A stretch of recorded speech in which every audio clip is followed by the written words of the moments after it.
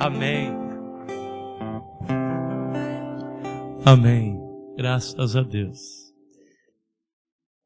Se você puder abrir a sua Bíblia, meu amado irmão, no Evangelho de João. João, no capítulo 14. Domingo passado conversamos um pouquinho sobre João, capítulo 15. E hoje vamos pensar um pouquinho no Evangelho de João, no capítulo 14. Amém? No Evangelho de João, capítulo 14, versículos 1 em diante. Esse texto ele é muito conhecido mesmo. Você já ouviu ele sendo citado aqui. Eu não tive ainda o privilégio de pregar sobre esse texto aqui na igreja. Hoje será a primeira vez nesse tempo que estamos juntos. Mas ele é extremamente consolador. O texto de João, capítulo 14, versículos 1 em diante, diz assim: Não se turbe o vosso coração. Credes em Deus, crede também em mim. Na casa de meu Pai há muitas moradas. E se assim não fora, eu vou-lhe teria dito, porque eu vou preparar-vos lugar. E quando eu for e vos preparar lugar, voltarei e vos receberei para mim mesmo, para que onde eu estou, estejais vós também. Amém? Vamos orar? Senhor, nós te agradecemos, ó Pai, porque nessa noite nós podemos, ó Deus, meditar na Tua palavra. Tu sabes, ó Pai, como se encontra cada coração nesse instante. Tu sabes, ó Deus, o que nós queremos viver e precisamos viver nessa noite aqui, através do Espírito Santo Teu. Nós queremos pedir, meu Deus, que a Tua palavra ela venha agora e nos abrace de uma forma poderosa. Que ela venha, meu Deus, para trazer, Senhor, conforto e consolo ao nosso coração. Nos abençoe, Deus, e fale-nos essa noite, em nome de Jesus. Amém. E amém. E graças a Deus. Antes de pedir que você se assente, você já deu um abraço em quem está do seu lado hoje? Um abração, já disse que ama, se é a esposa. Dê um abraço em pelo menos 3 irmãos que você não abraçou hoje ainda. E diga o quanto essa pessoa é especial para você. Amém? Isso. Diga o quanto esse querido é amado de Deus na sua vida. Amém? Abrace o seu irmão. Amém.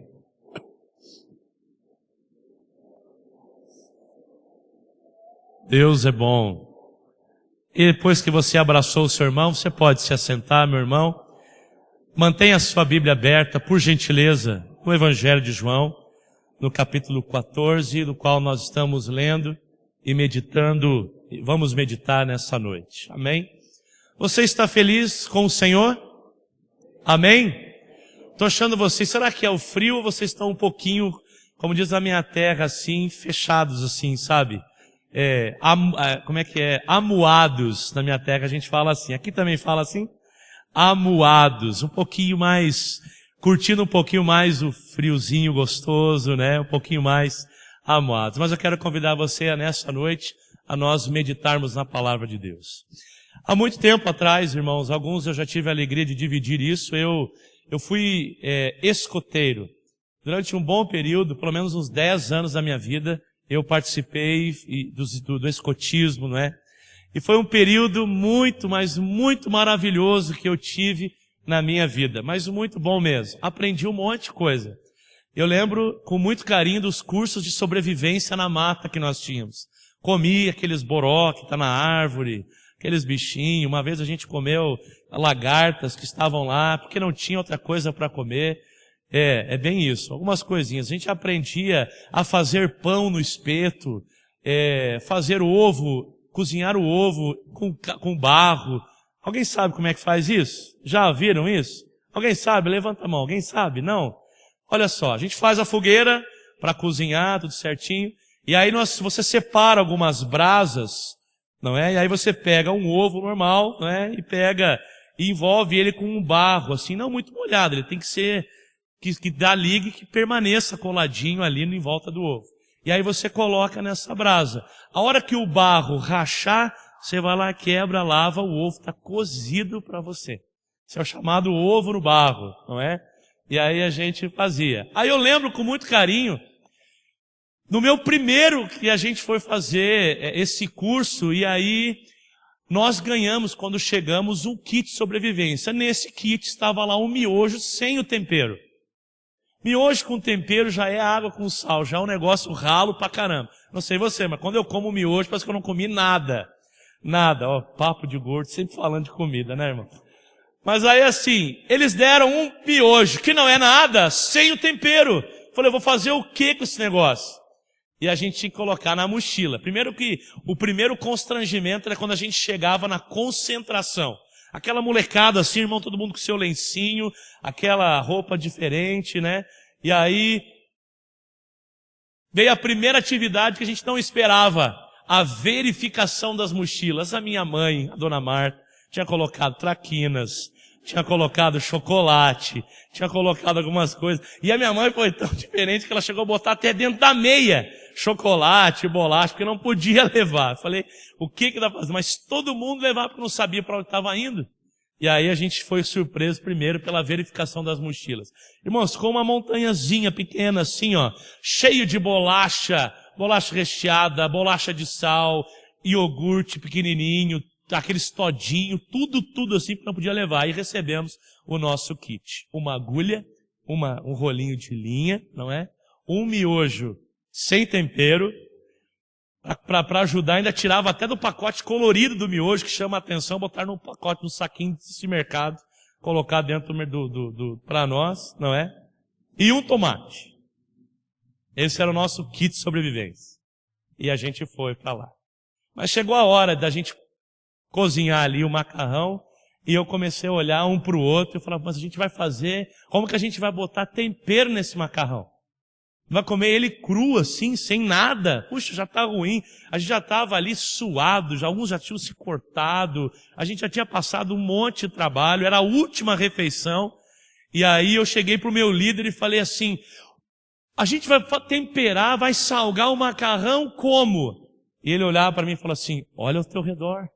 Eu olhava ao meu redor. E eu não encontrava nada que na casa da minha mãe tinha. Nenhum sazon, nenhum quinor, não tinha nada. Ele falou para mim assim, mas olha bem ao teu redor. E eu olhava, eu falei, só tem essa fogueira que está terminando. Eu disse, exatamente. Pegue a cinza da fogueira. Essa cinza aí. Eu falei, o que tem?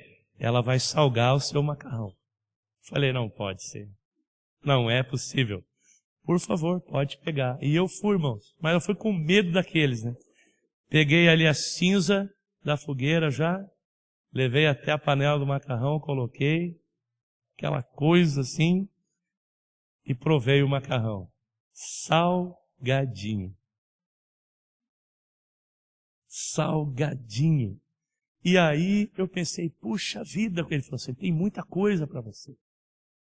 Nessa noite, irmãos, eu gostaria de convidar você a extrair sabor de onde aparentemente não tem.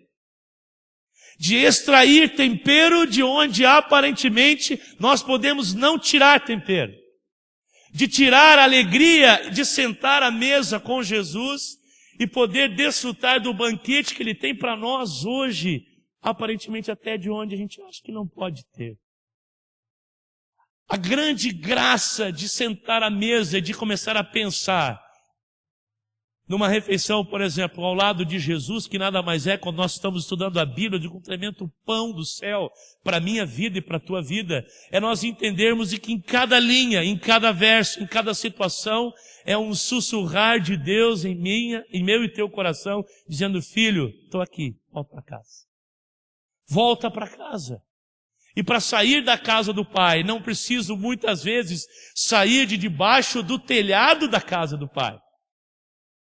Estar na casa do Pai também é uma resolução de espírito. E esse texto que nós lemos hoje, ele fala muito para mim. E eu, em nome de Jesus, faço votos que fale muito ao teu coração também. Não se turbe o vosso coração. Não se preocupe. Credes em Deus, credes também em mim. Na casa de meu pai há muitas moradas, e se não fosse assim, eu já teria dito para vocês, mas olha, eis que eu vou preparar-vos lugar, e quando eu for e vos preparar lugar, voltarei, para que vocês estejam aonde eu estou. Essa é uma das promessas mais lindas que a Bíblia tem para mim e para você. Primeiro que ela já começa com uma palavrinha que a gente particularmente não gosta. Não. É um convite de Deus para mim e para você. Não se turbe o vosso coração. Não se preocupe. Mas como assim a gente não vai se preocupar no mundo que nós vivemos? Você conhece algo mais cruel do que o mundo? Algo mais cruel do que a nossa sociedade, que um vai por cima do outro. Existe ódio em todo lugar, existe amargura em todo lugar, existe tantas coisas ruins em todo lugar. Hoje, enquanto nós estávamos aqui, irmãos, no começo do culto, Jackson e eu tivemos aqui na frente a alegria de conhecermos o Nivaldo. Guardei para mim a pulseira dele. O Nivaldo é um jovem que deve ter o quê? Uns 20 anos no máximo, né? Ele chegou aqui na igreja, chegou ali no estacionamento, ele se coçava inteiro. E ele dizia, eu não sei o que está acontecendo comigo. Ele se coçava e saiu arrancando as pulseiras, relógios, tirou um casaco. Eu peguei essa pulseira dele para mim. E ele dizia assim, eu não aguento mais, eu acho que eu peguei alguma pulga, eu peguei alguma coisa que eu não consigo parar de coçar, ou parar de coçar e coçar. E ele se coçava e saiu arrancando tudo. Hoje está mais fresco, muitos dos meus irmãos estão aí elegantes com seus casacos, alguns até com lã. E ele com uma bermuda, uma camiseta, tentando simplesmente tirar do seu próprio conjunto de vestes um casaco que seria o seu cobertor hoje à noite. Mora na rua de Paranaguá, não sabe como se virar aqui sem ter o que comer. E o Nivaldo então dizia, eu preciso, e ele chorava muito, eu só quero uma oração. Ele não veio pedir dinheiro, ele veio pedir oração. Convidamos insistentemente ele para ele entrar aqui à igreja. Ele não queria, eu disse, vamos lá. Uma senta junto comigo, vamos lá. Ele não quis. Mas eu quero hoje interceder pela vida do Nivaldo, porque ele também vai compreender que vai voltar para a casa de Deus. Amanhã às 3h temos um encontro com ele aqui na igreja. Por que eu te contei já essa história? Porque Deus cuida de cada um de nós. Esteja enfrentando você, o que for que você esteja enfrentando, Deus está olhando para você. Deus está olhando para mim. Quer ver uma coisa? Quando foi que Jesus disse essas palavras? Não se turbe o vosso coração. Credes em Deus? Credes também em mim? E aí o resto nós já lemos. Era uma quinta-feira à noite. A quinta-feira do Getsêmani. A quinta-feira que Pedro disse não. A quinta-feira que Judas o traiu. Aquela quinta-feira. Você já viveu aquela quinta-feira na sua vida? Ou aquela segunda? Ou aquela semana? Aqueles dias que parece que nada dá certo, ou que tudo se volta contra você. Parece que existe um emaranhado, uma normativa da vida tentando nos condenar em todo e qualquer momento. Aquilo que quando você olha e você simplesmente não consegue enxergar o caminho para você se sentir bem e feliz. Sabe aquela quinta-feira e parece que as pessoas que você mais ama se voltam contra você. Sabe aquela quinta-feira que você esperava pelo menos um abraço, não veio nada. Aquela quinta-feira que todos, cada um de nós já enfrentamos ou podemos enfrentar, ou talvez estejamos enfrentando hoje. Aquela quinta-feira. Jesus estava numa dessas quintas-feiras. Nessa quinta-feira diferente no seu ministério. Eu imagino, irmãos, que Jesus durante seus 3 anos e meio, ele se preparava, ele orava muitas e muitas madrugadas, ele ia conversar com o Pai. Eu fico imaginando, irmãos, um dos sonhos da minha vida é poder lá no céu ouvir Jesus falar com o Pai, a oração. Já pensou como foi? A maneira de Jesus falar com o Pai, a intimidade que Jesus tinha com o Pai, a oração de Jesus. Algumas pessoas tocam a gente quando oram. As palavras, a oração, a gente sente vindo do íntimo da alma. A gente já se sente tão bem. Imagina a oração de Jesus. Quanto tempo Jesus se preparava para esta quinta-feira. Essa quinta-feira que seria tão importante como um projeto inaugural da grande sexta-feira, aonde ele foi levantado na cruz. Mas nessa quinta-feira foi especial para Jesus, porque ele tinha uma palavra a dar àqueles que eram seus discípulos. A responsabilidade de Jesus aqui é contagiante. O carinho, o amor e o respeito de Jesus por os seus discípulos, aqui ele é simplesmente fantástico, irmão. Ele chama esses queridos um pouquinho mais.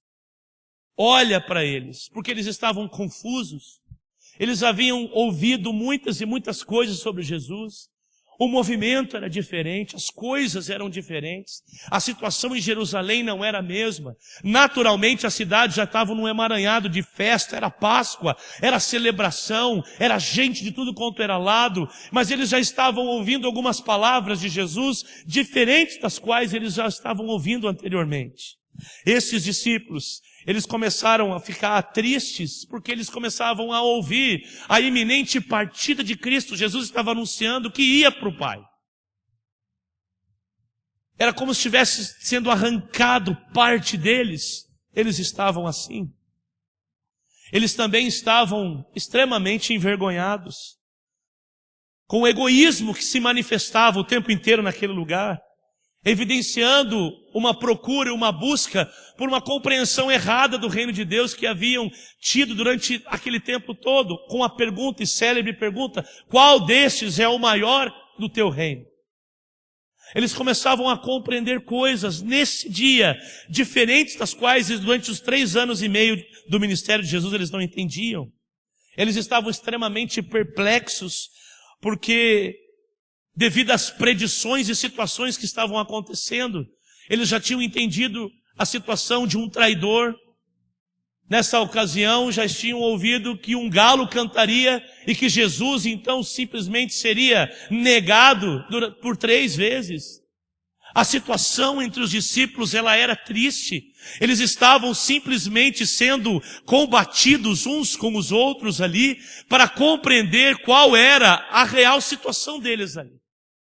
Eles tinham andado com Jesus tão intimamente. E aí Jesus chama-os para bem pertinho. Para bem perto deles mesmo. Bem pertinho. Olhando no olho. E diz assim: não se preocupe. Não se preocupe. Queridos, é possível nós não nos preocuparmos no mundo que nós vivemos hoje? Sim ou não? É possível nós vivermos uma vida sem preocupações? Sim ou não? Quem acha que nós podemos viver uma vida sem preocupações, levante sua mão direita. Quem acha que nós com certeza passaremos por preocupações na vida, levante sua mão. É unânime esse negócio. Jesus já havia dito: no mundo tereis aflições. As preocupações, elas fazem parte do DNA do pecado do qual nós vivemos. Nesse mundo de pecado que vivemos, as preocupações, elas fazem parte já do conjunto, do pacote. Fechou o pacote como o meu kit de sobrevivência quando eu ia para os acampamentos dos escoteiros. Faz parte deste kit, deste mundo de pecado, termos preocupações. Mas existe a promessa, irmãos, de um lar. Existe a promessa, irmãos, de uma casa. Existe, irmãos, a promessa de um reino que nunca mais será abalado por nada nesse mundo. Amém? Você pode vibrar com essa promessa de Deus, porque Jesus Cristo, quem disse, Ele não mandou um anjo dizer: olha, façam lá, por favor, um outdoor, preparem alguns cartazes e vão dizendo um a um, passem de boca em boca que Jesus, que eu voltarei, que tem uma casa, que tem um lar, que tem algo acontecendo. Não, Ele mesmo fez questão, porque Deus não terceiriza aquilo que é salvação para mim e para você. Ele não manda recado, Ele simplesmente vai até nós e Ele mesmo faz questão de matar no peito a situação, de assumir para si e dizer: eu estou dizendo, não tenham medo. Como eu não vou ter medo? E aí o texto diz: não se turbe o vosso coração. Creia em Deus, creia também em mim. Crer é diferente de fé. Existe uma diferença muito grande entre crer em Deus e ter fé em Deus. Existe um abismo muito grande. As duas juntas são um conjunto que me leva ao caminho da palavra de Deus, a salvação e viver com Ele. A fé é a certeza daquilo que eu não... Quantos estão vivos aqui? Digam amém. Amém? A fé é a certeza daquilo que eu não vejo. Agora, quando eu digo que eu creio, como Jó certa vez disse, eu sei em quem eu tenho crido, e que por fim ele se levantará sobre a terra. Esse camarada estava onde, irmãos? Ele estava tendo algum tipo de preocupação, estava sentado num trono, sendo servido por muitas e muitas e muitas concubinas ali, com frutas e mais frutas. Não, ele estava no pó, nas cinzas que salgam a nossa vida. Ele estava jogado à beira do caminho, sendo ignorado por todos, acusado por todos. Mas ele disse nesse momento, eu sei em quem eu tenho crido. Crer é conhecer de fato aquilo que me leva a ter fé. Crer é eu entender quem Deus é.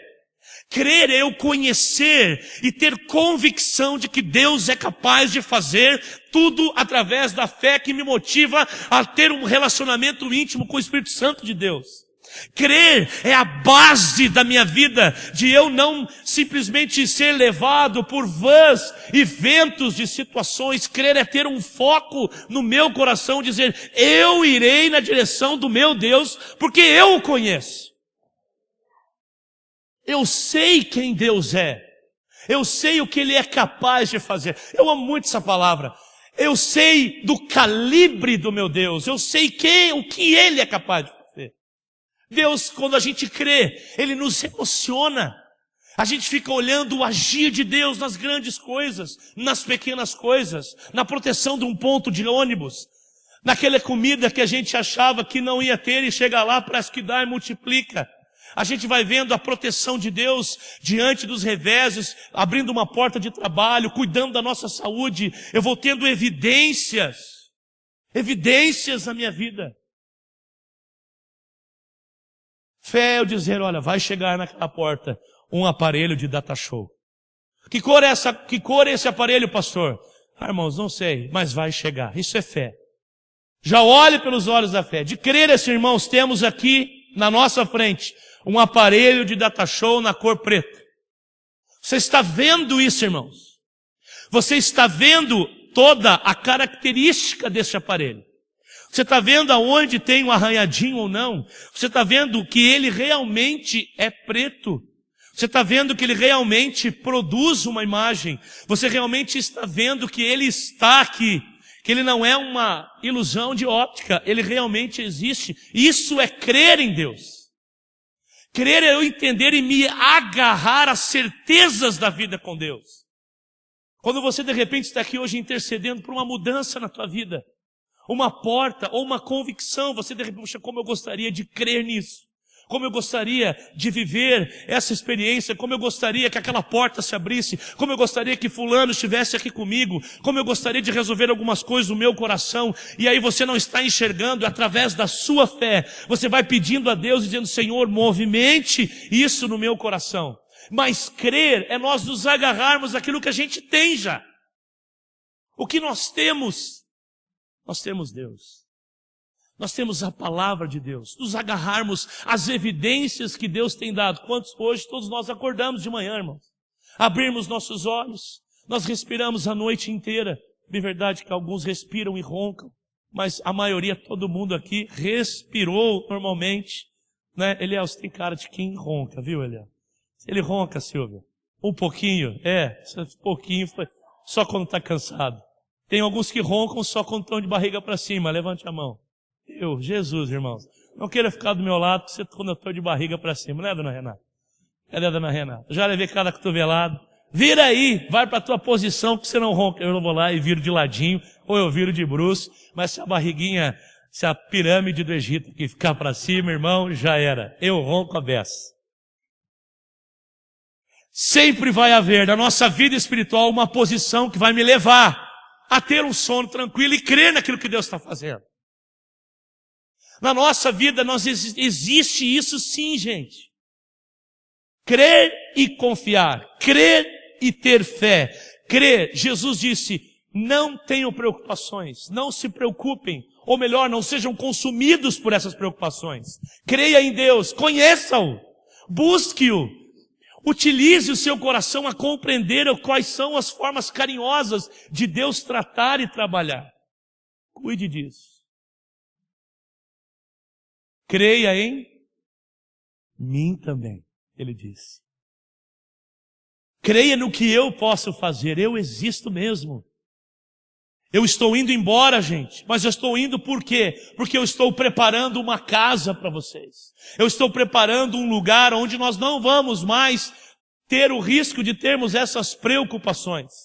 Aonde nós não vamos mais ser separados, aonde nós não vamos mais ter essas agonias, porque é uma promessa que eu quero dizer para você, ele dá a característica dessa casa. Na casa de meu pai há muitas moradas. Intimamente relacionado aqui, a linguagem é na casa de meu pai, tem muitos quartos, muitos aposentos. Há lugar para todos na casa do pai. Há lugar para todos os tipos de pessoas na casa do pai. E melhor, irmãos, está sendo preparado um lugar para mim e um lugar para você. Você crê? Está sendo preparado um lugar para você. Um lugar que vai ter a tua cara. Um lugar que vai trazer, durante a eternidade, aconchego de um lar. Quando eu estava lá nos meus acampamentos, eu não via a hora de voltar para casa. De poder deitar na minha cama, de poder comer a comida da minha mãe, de poder me cobrir com um cobertor, se desse frio, vou até o armário, pego mais um, e eu não vou passar frio. No mato não tem jeito. Podia levar na mochila somente um. E é exatamente desse acampamento da vida que Deus vai nos tirar e vai nos levar para o nosso lar definitivo. Nesse lar onde nós não seremos mais consumidos pela dor. Aonde não seremos mais entristecidos, não seremos mais envergonhados. Deus quer que nós provemos muito do céu aqui na terra, neste lugar. Mas acima de tudo, Deus quer que nós provemos acima de tudo a expectativa e a esperança de realmente irmos e estarmos nesse lugar. De estarmos no céu, de estarmos na pátria que Ele está sendo preparado para cada um de nós. Ele disse, não se turbe o vosso coração. Credes em Deus, crede em mim. Na casa de meu pai existem muitas moradas, muitos quartos. E se não fosse assim, eu diria para vocês, estou sendo verdadeiro com vocês. Mas eu vou preparar este lugar. E quando eu for e preparar este lugar, quando ele estiver pronto, com a tua cara, com o teu jeito, com aquilo que você precisa, eu vou voltar. E quando eu voltar, eu vou buscar vocês, para que vocês estejam comigo. Para que vocês possam compreender a alegria de nós nunca mais sermos separados. De não vermos ninguém mais na agonia da dor. De não vermos ninguém mais sofrendo. De não vermos ninguém mais buscando subsídios para crer ou não em Deus. Hoje, irmãos, aonde a mídia, há poucos dias atrás, noticiava de um avião que sumiu. E ninguém sabe onde é que está esse avião. Ninguém consegue descobrir aonde está esse avião. Um negócio tão grande como um avião, não é, irmão? Hoje existem alguns aplicativos e alguns celulares, se você perdeu o teu celular, pouco tempo noticiou, você encontra o teu celular onde ele estiver. Um tablet. Se estiver ativado esse aplicativo, que ele é particular seu, você vai lá na internet, digita uma senha, você localiza o seu celular. Uma coisinha dessa. E esse avião ninguém acha. Trambolhão daquele lá. Não é? Quando eu estava olhando e lendo essa notícia, me veio algo no coração. Eu não preciso ser tão pequeno para poder me perder. E eu também posso ser muito grande, conhecer muitas coisas, e talvez estar perdido e ninguém me encontrar. Voltar aqui, Jesus estava dizendo para esses discípulos que estavam completamente entristecidos e completamente confusos naquele momento. Porque eles viviam um período muito triste da sua vida, onde o ministério ia mudar por completo. Mudar por completo. A gente sabe, irmãos, porque a gente lê na Bíblia. A gente tem ali a conexão toda, a vida, o final dos evangelhos, Jesus morre, beleza, ok, abre as portas e de repente se abre, se inaugura uma situação. E nessa nova situação, a gente conhece que veio o poder do Espírito Santo, que os encheu e eles foram motivados, e nós somos o fruto disso, mas eles não sabiam disso. Eles não tinham ideia do que o Espírito Santo faria através deles. Eles não tinham ideia do que a cruz faria na vida de milhões e milhões de pessoas. Eles não tinham ideia de quantas e quantas pessoas conheceriam o amor de Jesus. Eles não tinham ideia do que poderia acontecer no mundo através da vida deles. Mas eles se agarraram numa única e exclusiva esperança. Não se preocupem. Creia em Deus, creia também em mim. Na casa de meu Pai tem um lugar para vocês. Você tem noção do que Jesus estava dizendo para eles? E essa promessa para mim e para você. Não se turbe o vosso coração. Creia em Deus, creia em mim. Na casa do meu Pai está sendo feito um lugar com a tua cara. Um cantinho para você. Um lugar onde você vai viver com Ele pela eternidade. Um lugar onde nós vamos receber o abraço do Pai. Onde Ele vai fazer aquele cafuné gostoso como um pai. E vai dizer o tempo inteiro, filho, eu fiz tudo isso porque eu amo você. A gente vai voltar ao período, ao Éden de Deus. De um lugar onde nós não deveríamos ter saído. Isso é voltar para casa. Nós vimos domingo passado de um filho que volta de um país distante. E hoje nós podemos refletir naqueles que estavam com Jesus, debaixo do telhado, mas através das preocupações da vida, das lutas da vida, simplesmente foram possuídos por uma preocupação, por uma dor, por uma tristeza tão grande, que eles estavam simplesmente impedidos de ver o que estava além das suas forças. E todos nós, irmãos, já tivemos uma dessas quintas-feiras. Aquela quinta que vem e mexe com o nosso coração, como eu disse.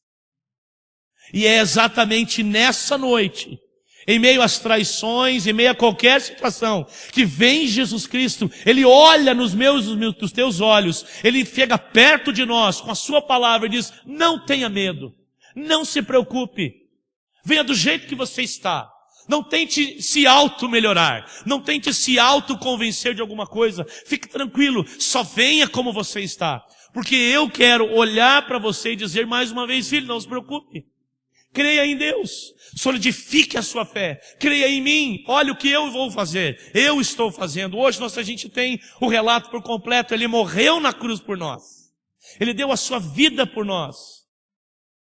Voltar para a casa do Pai é compreender que esse Deus é o único agente do céu que planta paz na minha e na tua vida.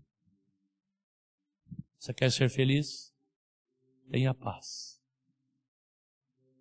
Há um tempo atrás conversei com um senhor, se ele pensasse, ele ia para qualquer parte do mundo, tamanho seus recursos. Alguns finais de semana ele chamava a esposa para passar uma noite de sábado à noite, vamos jantar num restaurante em Nova York. Amanhã cedo a gente volta. Facilidade de ir e vir. Como eu tenho para ir aqui, dentro da cidade, ele tinha para o mundo. Mas ele não tinha paz no coração. Era pobríssimo. Ele era tão rico. Mas ao mesmo tempo ele era tão pobre, mas tão pobre, que a única coisa que ele tinha na vida era dinheiro. Por isso Jesus olhou para aqueles discípulos, irmãos, que tinham largado e abandonado tudo para seguir Jesus. Tudo! Deixaram redes, deixaram as mesas dos impostos, deixaram a vida velha. Deixaram tudo, abandonaram tudo para seguir Jesus. E agora eles estavam simplesmente desesperados porque eles não sabiam o que ia fazer. E agora? O que eu vou fazer da minha vida? Jesus disse para eles e deu a receita para eles seguirem no caminho até o dia que estiverem na casa do Pai. Não se preocupe. Creiam em Deus. creiam em mim. Não se esqueçam, na casa do meu Pai há muitas moradas. E se não fosse assim, eu vou teria dito. Mas olha, esse lugar está sendo preparado não para receber uma grande multidão. Esse lugar está sendo preparado como se estivesse sendo para receber só você. A graça do céu é que ela é extremamente pessoal comigo e com você. Pessoal. Está sendo preparado como se só você fosse para o céu, meu irmão. O céu está sendo preparado, irmão João, como se só o Senhor chegasse lá. A recepção de quando você chegar lá é como se só o Senhor estivesse entrando naquele lugar. Quando você estiver entrando no céu, Márcio, é como se tudo que foi preparado fosse só para você. O Márcio está chegando, para tudo. O céu está sendo preparado, seu Rogério, quando o senhor entrar naquele lugar, é como se fosse só para o senhor. Não vai ser uma recepção a rodo, porque Jesus disse que vai preparar um lugar para cada um de nós. Quando você entrar no céu, Gerson, tudo vai parar porque você está chegando. Quando você entrar lá, Devanice, no céu, os anjos de Deus receberão você. O Pai estará ali, o Filho, o Espírito Santo, em pessoa, olharão para mim e para você e receberão a minha e a tua fé e a minha e a tua crença de que eles são tudo aquilo que nós precisávamos. A força que nos manteve de pé diante das situações difíceis. A força que nós tivemos de olhar para a casa do Pai e não desistir. Porque era um lugar feito para nós somente. E nessa noite nós somos convidados a pensar com carinho na casa do Pai.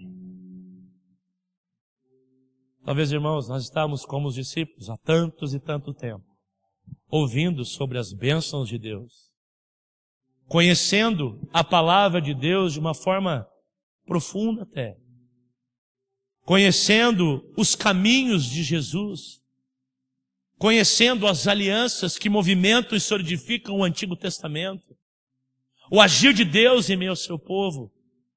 Nós vemos depois que Jesus é crucificado, ressuscita e levanta apóstolos e levanta profetas simplesmente para continuar declarando este emaranhado poderoso de graça, amor e justiça. E aí a gente se encontra com a vida de Paulo, com a vida de Pedro, os outros discípulos, e aí vai toda a história do Evangelho chegando ao coração das pessoas. Mas sentir-se em casa é diferente. Sentir-se em casa é completamente diferente. Sentir-se em casa é literalmente você saber que você está em casa. É você deitar no seu colchão da vida e saber que ele é seu, ele já tem o teu formato. Por mais que nós sejamos bem tratados na casa de alguém, por mais que a gente venha e sente à mesa e tenha uma gigante de uma lasanha na nossa mesa, na nossa frente, por mais que a gente, de repente, nossa cama, ela é preparada para a gente dormir na casa de alguém, da forma mais carinhosa, sendo recebidos da forma mais carinhosa possível, estar em casa é completamente diferente. Por que é diferente? Por que é diferente estar em casa, irmão? Por que será? Porque só em casa nós temos plena liberdade. É só em casa que a gente é o que é. É só em casa que nós realmente descansamos todas as nossas forças. Só em casa. É só em casa que as coisas acontecem plenamente na nossa vida. E é por isso que a promessa do Evangelho da nossa vida com Deus é nós vivermos com Jesus o clímax de tudo. Só quando nós estivermos em casa. Quando chegarmos lá, tudo vai ser diferente. Quando estivermos em casa. Mas, irmãos, tem alguma coisa hoje tirando a tua paz? Tem alguma coisa hoje que está tirando do teu coração de crer cada vez mais nesta promessa? Tem alguma coisa que tem te feito desanimar? Tem alguma coisa que tem te feito ferir o coração? Existe alguma situação aí na tua vida que você gostaria de hoje entregar para Deus e dizer, Senhor, eu quero viver essa esperança. Eu quero realmente olhar para a tua palavra e me derramar para isso. Eu quero ir para essa casa, eu quero ir para esse lugar, eu quero ir para a eternidade e viver com o Senhor, mas agora, aqui um pouquinho, eu quero viver um pedaço desse céu, na minha casa, com a minha expectativa. Tem alguma coisa aí, meu irmão, que tem tirado os teus olhos disso e você gostaria de entregar a Deus nessa noite? Existe alguma situação aí hoje que tem tirado a tua paz e você gostaria de dizer, Senhor, eu quero continuar indo para casa, estar com o Senhor, mas está difícil por causa disso, por causa daquilo. Algo que tem tirado os teus olhos do caminho que o Senhor já preparou. Eu queria fazer um convite para você nessa noite. Volte para a casa de Deus. Não se turbe o vosso coração. Crede em Deus. Crede também em mim.